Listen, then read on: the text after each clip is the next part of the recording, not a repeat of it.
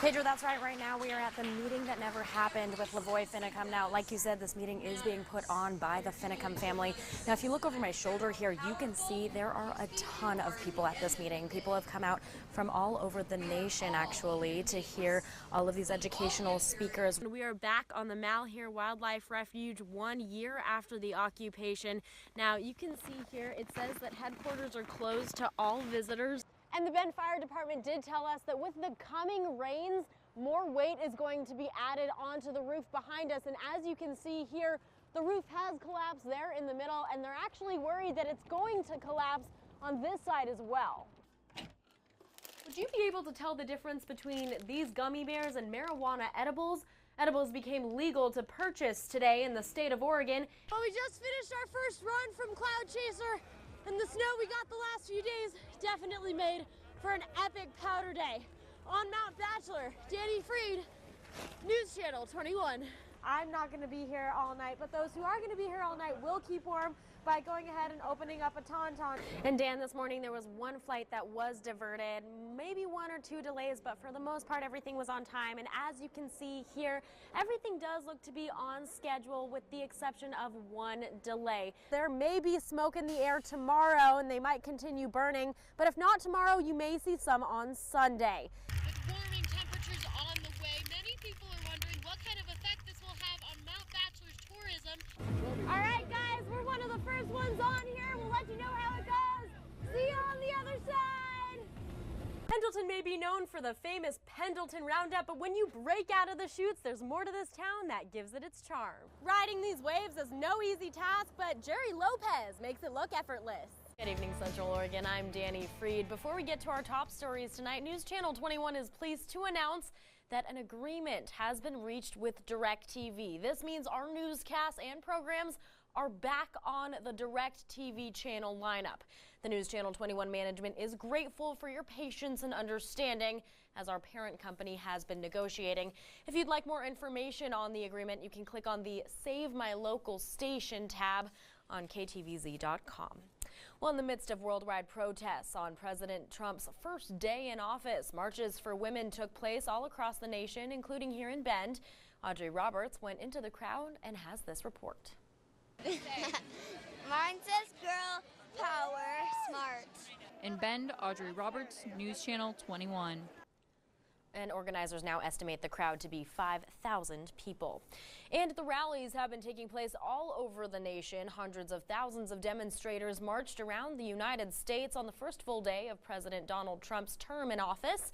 Thousands of people hit the streets to send a clear message to the new administration that women's rights are human rights. Celebrities, politicians, and other leaders like Congressman John Lewis joined the demonstrations. Marches happened in more than 200 cities around the U.S. and more than 600 cities around the world in support and solidarity of the Women's March on Washington. Several demonstrators expressed their worry that President Trump won't advance these causes. President Trump started his first full day in office attending a prayer service. President Donald Trump, First Lady Melania Trump, Vice President Mike Pence, and his wife Karen attended the hour-long service at the National Cathedral. For years, the cathedral has hosted a prayer service for the new president. Bishop Marion Budd of the Episcopal Diocese of Washington wrote, "Welcoming does not mean condoning offensive speech or behavior, but that everyone stands in need of prayer." In Budd's welcome address, she asked that everyone draw strength from the sacred texts, songs, and petitions. Meanwhile, protests are underway all over the country. In Portland, many walked down the street chanting and holding signs while one man was taken into custody by police. In Santa Ana, California, police were blocking the street as protesters began walking the other direction. Finally, in New Orleans, officers were seen washing pink paint off their cars and off the ground after acts of vandalism. One person got shot during a protest on the University of Washington's campus last night. A crowd of demonstrators had gathered to protest the inauguration of President Trump, as well as Milo Yiannopoulos, the editor of Breitbart, who was speaking on campus. Seattle police later arrested a suspect in the shooting. A witness who says he is a trained EMT says he heard people yelling for medical help and then saw a man with what looked like a gunshot wound to his abdomen. Well, Alex Biston joins us now in the Weather Center. Alex, what do you have for us for the rest of the weekend? for now, Dani, back to you.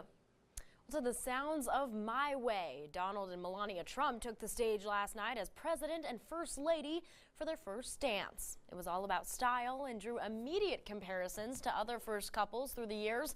Kristen Welker has more tonight. Kristen Welker, NBC News, Washington. Coming up next on News Channel 21, a cougar sighting in La Pine had many worried. We have the details after the break. I've done plenty of stories on Bend and Central Oregon as a whole. Here are a couple examples of stories that show my potential as a hard news reporter. Lee, at sunset exactly 1 year ago, the Malheur National Wildlife Refuge had already been occupied. Now the people of Burns are just trying to make sure that they can get their lives back to normal. A cold day in the town of Burns, not unlike January 2nd, 2016. When a protest turned occupation turned standoff divided the community. It broke up the town pretty much. People are still a little divided. There's varied theories, there's varied feelings on it. Still splits the community. Excuse me, gentlemen. The 41-day standoff at the Malheur Wildlife Refuge thrust the rural eastern Oregon county into the spotlight. A spotlight they're still trying to dim. I don't want an outside perspective that this is a bad place or an unsafe place. This was a bunch of outside people. No offense, but you're outside people. Coming in, asking us how we're doing, what we're doing, where we're going. We're fine. And I don't want the rest of the world to think this is a bad place. It's a great place. After the final 4 occupiers were taken into custody, the FBI packed up and the news crews moved on, leaving Burns under a lingering shadow. But the residents tried not to let that interfere with everyday life. We got great restaurants and good community, good churches. We're going about business like we always have, like nothing happened last year. Although life has resumed, some residents still see remnants of split opinions. Out there, town. Pure and simple. For now, the refuge and town that had been overtaken by not just occupiers, but by law enforcement and media is silent. The headquarters remains closed, padlocked with extra security on the 1-year anniversary of the takeover. Look out there. There's nothing out there in that big landscape that says something happened here on January 2nd, 2016. Nothing. And we're just going to keep telling that story. And leave behind the occupation that split the community down the middle. Now, we did speak to more residents of Burns here today who continue to tell us that they really just want to move on with their lives and stay neutral. They didn't want to be on camera for that reason, which is all things that we pretty much heard about a year ago. We're live in Burns. Dani Fried, News Channel 21. The population's been growing in Bend, and so has the number of breweries. But for those who suffer from alcohol addiction, the constant reminder can be tormenting. Photojournalist Steve Kaufman and I looked into what it's like living with alcohol dependency in Beertown, USA. It's on every corner, in barber shops, in bike stores, even while you shop. I think it's great for our economy and brings a lot of visitors in. It's a positive aspect to our community. For many in Central Oregon, especially in Bend, alcohol is a part of life. But not everyone is thrilled by the fact that Bend has become Beertown, USA. I was born and raised here. Kind of the popularity is sometimes a little bit daunting, I guess. Just around the corner from Bend's bustling beer scene lies the darker side of alcohol. My bottom for me was sitting on the floor with a gun in my mouth, tasting the cold barrel, that taste of gunpowder. In 1994, Jeff Lake from Sisters spent a year in the sobriety program at Serenity Lane.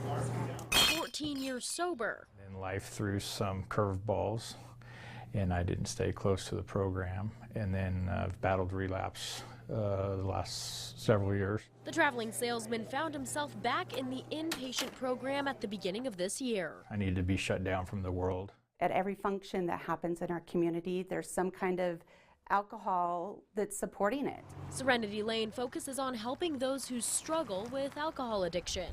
Eventually it will kill you, you know, and to me that the alcoholism or the addiction part of it is the enemy, and it will eventually take you out.